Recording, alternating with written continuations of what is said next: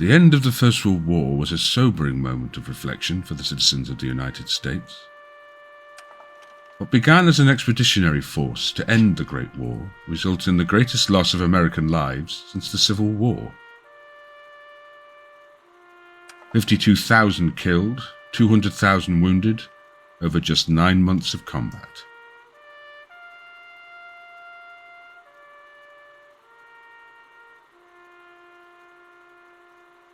And for what?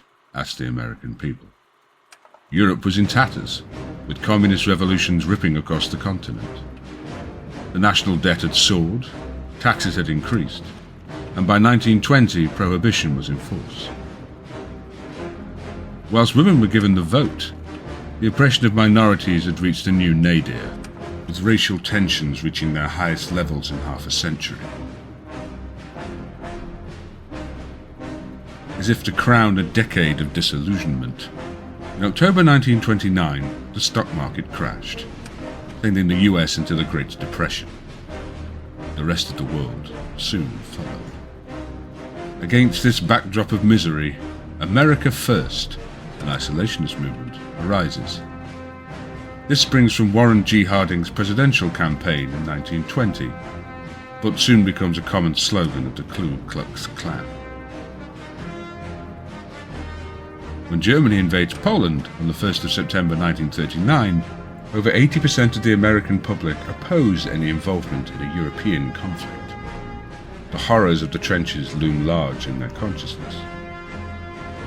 Elected under his ticket of the New Deal, a plan to end the Great Depression in America, President Franklin Delano Roosevelt seized the threat of German aggression, but without the support of his government and his people, he is unable to render direct assistance to the soon beleaguered Allies.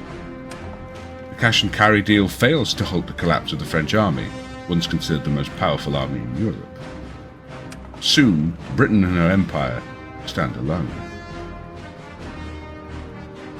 On the 22nd of June 1941, Germany attacks the Soviet Union, creating an unusual alliance between the democratic West and communist USSR. Even with increased German aggression against American shipping in the Atlantic, Roosevelt is still unable to support the Allied cause directly, beyond the recently signed Lend-Lease Act.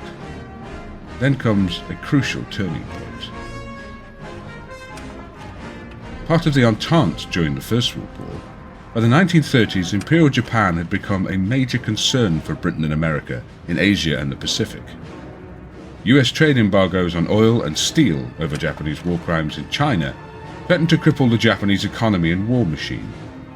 The US believes that this will force them to the bargaining table or risk economic and military collapse. Japan chooses a third way.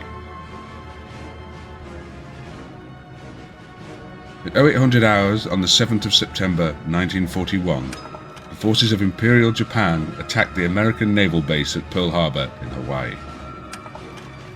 Over the course of the next 7 hours, further coordinated attacks are made on the British Empire in Malaya, Singapore and Hong Kong, and against US forces in Guam, Wake Island and the Philippines. On the 11th of December, Germany and Italy declare war on the United States. America is once again at war.